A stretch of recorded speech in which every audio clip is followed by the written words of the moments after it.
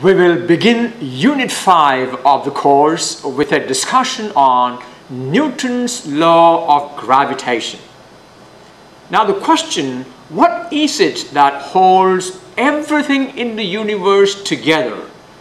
What is it that holds the solar system together? What makes the earth goes round the sun? What makes an object that is thrown up to come back? You see, all these are intriguing scientific questions. But for many of us, something that is thrown up is supposed to come back. Well, there is a big difference between answering a scientific question and taking something for granted.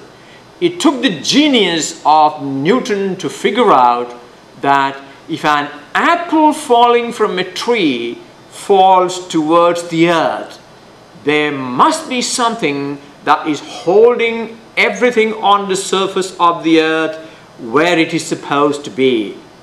Well, if the earth is spinning very fast, if there is no force holding objects to the earth, they will all fly away. So what did Newton say? Newton came up with this fantastic law which says every object attracts every other object with a force that is directly proportional to the product of their masses and inversely proportional to the distance between their centers. The greater the masses, the greater will be the attraction between the two objects. The greater is the distance between the objects, lesser will be that force. Can you represent this as a mathematical statement?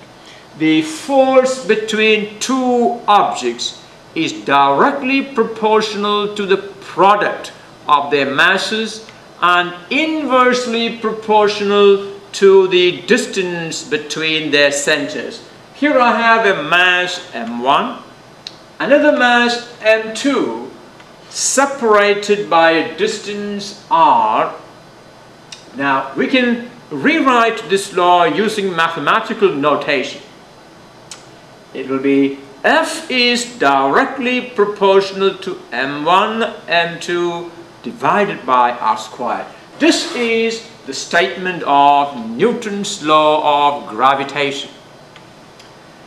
Well, that statement can now be rewritten by replacing the proportionality sign by an equal sign, adding a constant. We have been doing that right through the course.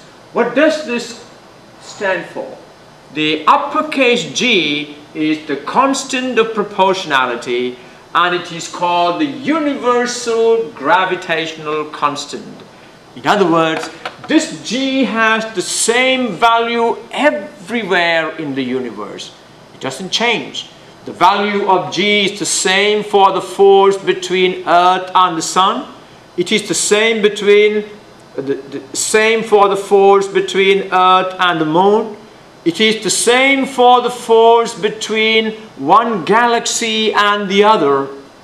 It is the same for the force, the gravitational force between any object anywhere in the universe. Now, can you tell me what is the unit for measuring G? To figure out the unit, all you need to do is solve for G. Look at this, I'm going to solve for G. G equal to F multiplied by R squared divided by m1 times m2. And so what will be the unit of G? It will be Newton meter squared per kilogram squared. That's right. So G has a value, it has been measured. G has been measured very accurately. It has a value 6.67 times 10 to the power of negative 11 Newton per meter squared per kilogram squared. Alright, I have given you some scenarios here. Now I want you to watch this. Very important concept. You have a mass m another mass m, two equal masses separated by a distance d, and the force between them is F. If you double one of the masses, keeping the distance the same, the force will double. Is that right? Because F equal to G m1 m2 over r squared. If you double both the masses, the force will become 4 times. Why? Because it is now 2m times 2m divided by d squared. So the 2 times 2 will make it 4 times the original force. If the first mass remains m and the second mass is now 3 times the original mass, the force between them will be 3F, where F is the force between m and m. Alright, now let's see what happens if you change the distance between them.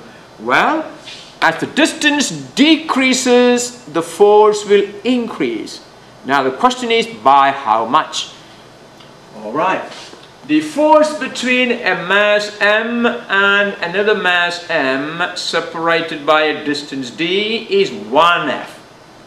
What happens if you increase the distance to 2d? The distance is doubled. Now remember, in the formula for F, d is squared on the denominator. That means when the distance is doubled, the force will become 1/4 of the original force. So the new force now is 1/4 of the original force.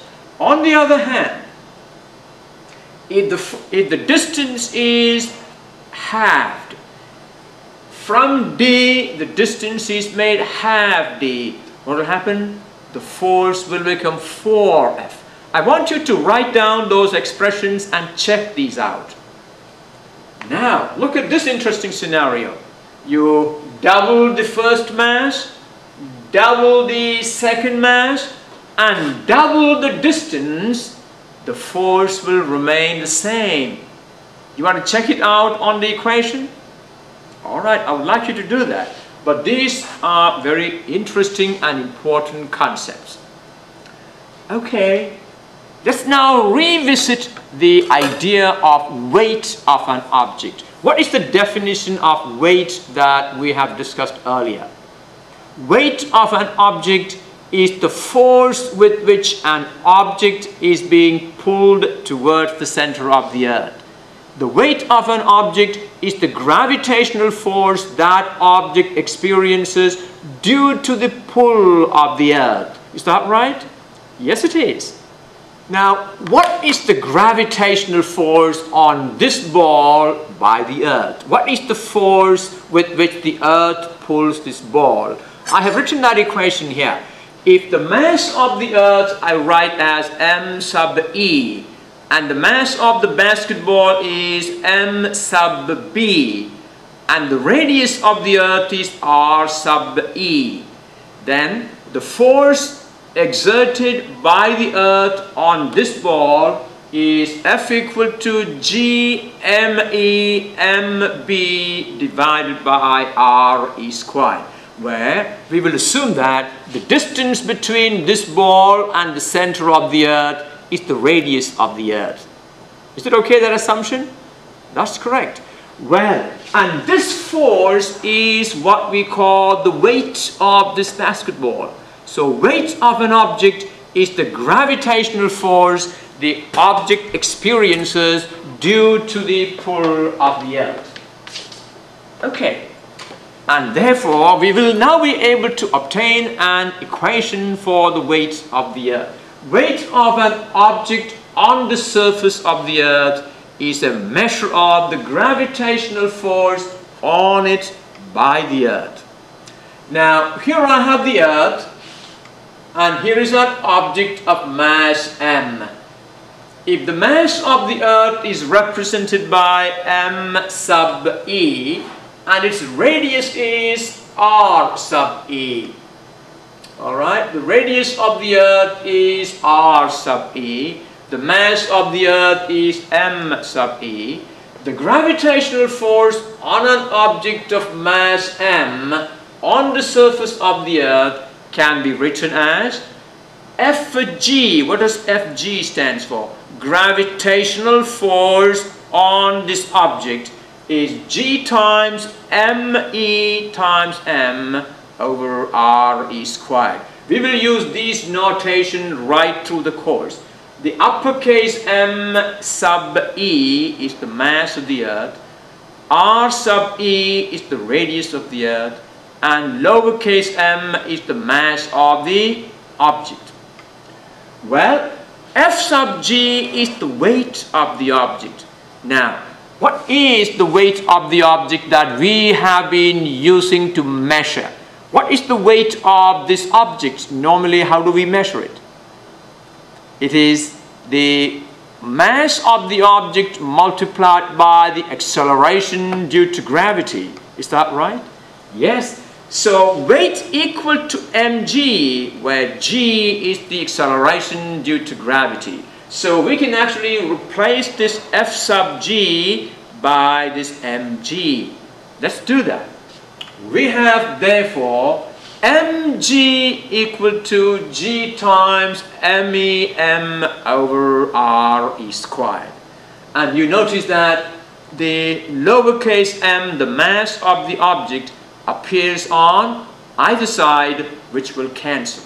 And what does that give you? That gives us an equation for g, lowercase g, the acceleration due to gravity. The equation for the acceleration due to gravity is uppercase g times me over re squared. That means that the value of acceleration due to gravity is not a constant. It depends on the radius of the Earth. So if I take this object away from the surface of the Earth, the distance is going to increase. That means the value of g is going to decrease. Now tell me, is the value of g the same everywhere on the surface of the Earth? Well, no. Why not? Because the Earth is not a perfect sphere having the same radius all over. If you look at the picture of the Earth is actually like an orange. It is bulging at the equator and slightly flat at the poles. That means the equatorial radius, this RE, is greater at the equator and smaller at the poles. So where do you have maximum value for acceleration due to gravity?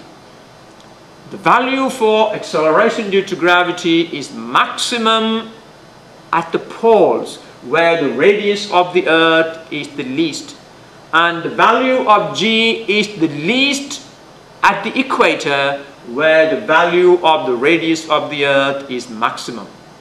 And if you now go higher and higher away from the Earth, the value of g will decrease. That's right. Okay, now this can now be written as cross multiply GRE squared equal to big G times MV. Big G times ME equal to GRE squared. Alright, don't confuse between the big G and the small g. The big G is a constant, it doesn't change no matter where you are. But the small g is the acceleration due to gravity, which actually varies. Looking at that equation. Now, the significance of this statement is that there are many places in this lesson where we may need the value of big G multiplied by ME, the mass of the Earth times the universal gravitational constant. Now, these values are not very readily available for most of you unless you